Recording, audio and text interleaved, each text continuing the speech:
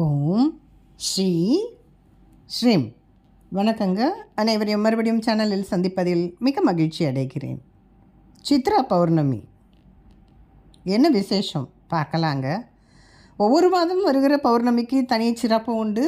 அதுக்கு ஒரு பிரத்யேகமான பலன்கள், பூஜா பலன்கள், நிறைய விசேஷங்கள், சுவாமியுடைய அவதார லீலைகள், இதை எல்லாமே இந்த பௌர்ணமியை ஒட்டித்தான் நடந்திருக்கிறது. நமக்கு அது அந்தந்த யுகத்தில் அந்தந்த விஷயங்கள் நடந்திருக்குன்னு நம்ம சாஸ்திரங்களில் சொல்லப்பட்டிருக்கு. அப்படிப்பட்ட வகையில் பார்த்திங்கன்னா இந்த சித்ரா பௌர்ணமி என்று சொல்லப்படுகிற பௌர்ணமி வருடங்கள்லேயே பார்த்திங்கன்னா இப்போ எப்படி அமாவாசை அப்படிங்கிறது ஒரு மகாலி அமாவாசை, ஒரு தை அமாவாசை, ஆடி அமாவாசை சிறப்பித்து சொல்லப்படுகிறதோ அந்த வகையில் இந்த சித்ரா பௌர்ணமி மிகுந்த சிறப்புக்குடையதாகன ஒரு விஷயமாக இருக்கிறது.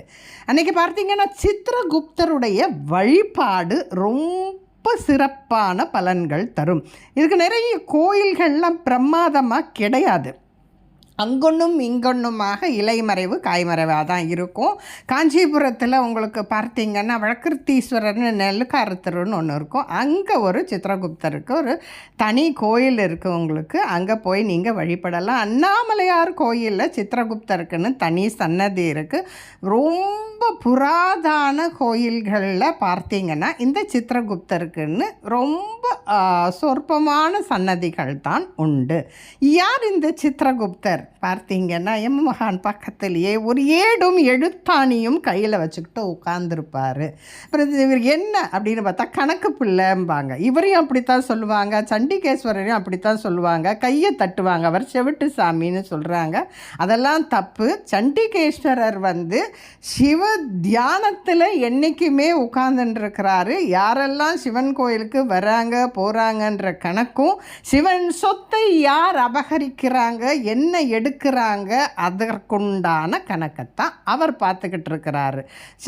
அந்த சிவன் அடியார்கள் வர்றவங்க இன்னைக்கு இப்படி வந்தாங்கன்னு இந்த மாதிரி நந்தியம்பெருமான் இவங்கெல்லாம் அதை மாதிரி சொல்லுவாங்க. அந்த வகையில் நாம் இப்போ இதுக்குள்ளே வந்துடலாம். சித்ரகுப்தர் பார்த்திங்கன்னா யம பகவான் பக்கத்தில் அந்த ஏடும் எழுத்தாணியும் கொண்டு ஜீவன்களுடைய புண்ணிய கணக்கு, பாவ கணக்கு இதையெல்லாம் எழுதி கொண்டு வருகிற ஒருத்தர் தான் சித்ரகுப்தர்.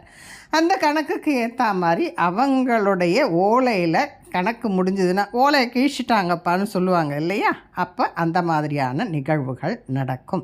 இந்த சித்ரா பௌர்ணமி அன்னைக்கு இவரை நாம் நினைந்து சித்ரகுப்தாய நமக அப்படின்னு ஒரு 12 முறை நாம் ஒரு 8, அதாவது பழைய காலத்தில் பலகை, ஸ்லேட்டு பலகைன்னு சொல்லுவாங்க இல்லையா, அதில் பல்பம் வச்சு எழுதணும் அப்படின்னு அடியேனுடைய குருநாதர் வாக்கு.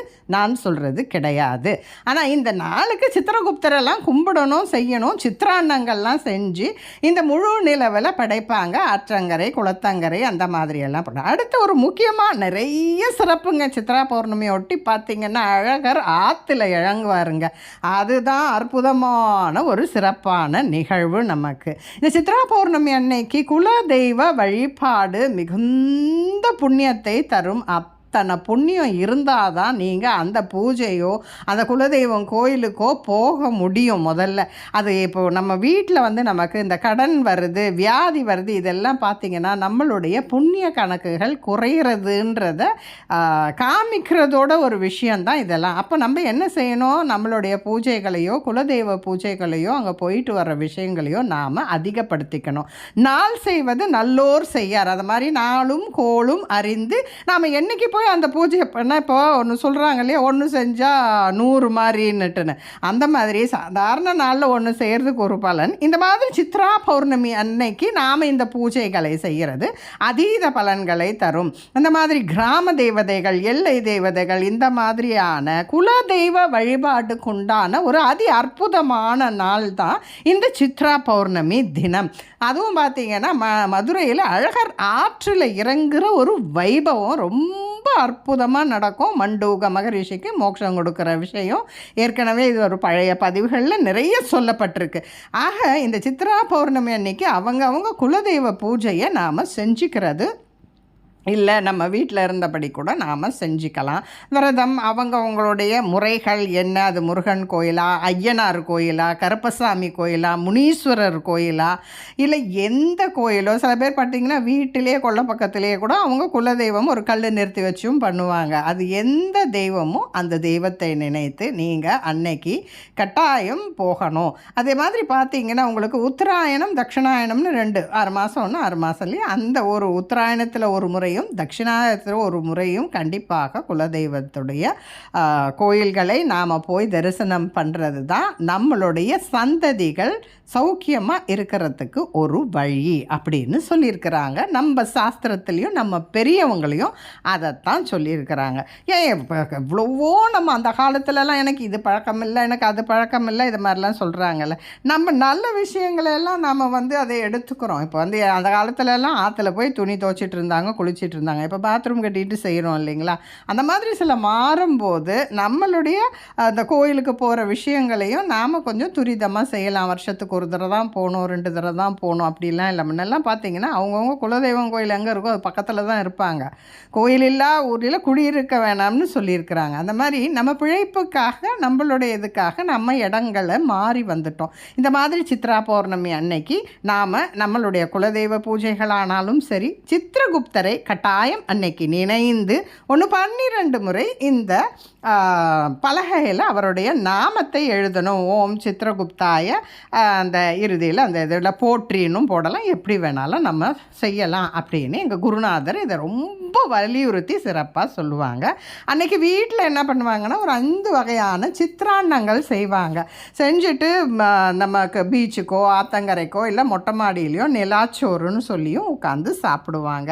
அன்றைக்கி சப்தமாதர்கள் பூஜை, இதை மாதிரி நிறைய பூஜைகள் முருகனுக்கு, பிள்ளையாருக்கு, எல்லா சுவாமிகளுக்கு உண்டான பூஜையும் இந்த சித்ரா பௌர்ணமியில் செய்வது அது அற்புதமான பலன்களை தரும் அப்படின்னு சொல்லி இந்த ஒரு சின்ன பதிவை இத்துடன் நிறைவு செய்து கொள்கிறேன். என்னமும் செய்ய முடியல, எந்த ஸ்லோகம் தெரியலனாலும் நாம் சித்திரகுப்தரை அன்னைக்கு கட்டாயம் நினைத்து நமக்கு எது தப்பு எது நல்லதுன்னு நாம் பிரித்து பார்க்கக்கூடிய ஒரு தன்மையை நம்ம மூளைக்கு இறைவன் கொடுப்பார். அந்த வகையில் நாம் நற்காரியங்களை செய்து மென்மேலும் புண்ணிய சக்திகளை நாம் சேர்த்து கொண்டு நம்ம சந்ததிகளோடு நாம் நிறைவான நிம்மதியான நல்ல ஒரு வாழ்க்கையை வாழலாம் என்று இந்த அளவில் இந்த சித்ரா பௌர்ணமியுடைய பதிவை நிறைவு செய்து கொள்கிறேன். மற்றொரு பதிவில் உங்களை சந்திக்கிறேன். எல்லாருக்கும் என்ன முடியுதோ அதை செய்யுங்க. முடியாதவங்க வீட்லேயே விளக்கேற்றியும் சாமி கும்பிட்டுக்காங்க.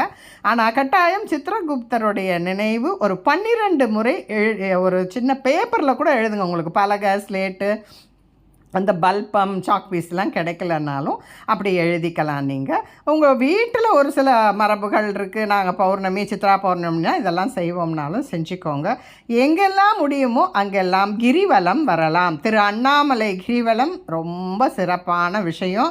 அங்கே போய் நிற்கணுன்னா அதுக்கு நிறைய புண்ணியசக்தி வேணும். அது கிடைச்சா தான் போக முடியும். யார் யாருக்கு வாய்ப்பு இருக்குதோ அதை மாதிரி செய்யலாம். மற்ற இடங்கள்லாம் கூட பார்த்திங்கன்னா உங்களுக்கு திருச்சியில், புதுக்கோட்டையில் நிறைய இடத்துல மலைத்தலங்கள் இருக்குது, திருப்போரூரில் இருக்குது, முருகன் ஸ்தலங்கள்லாம் இருக்குது. எங்கெல்லாம் முடியுமோ அங்கெல்லாம் இந்த சித்ரா பௌர்ணமி கிரிவலத்தை செய்து கொள்ளலாம்.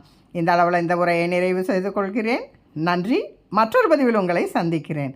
இந்த பதிவுகள்லாம் உங்களுக்கு பிடித்திருந்தால் கட்டாயம் லைக் செய்யவும், ஷேர் செய்யவும், சப்ஸ்கிரைப் செய்யவும் மறந்து விடாதீர்கள். வணக்கம்.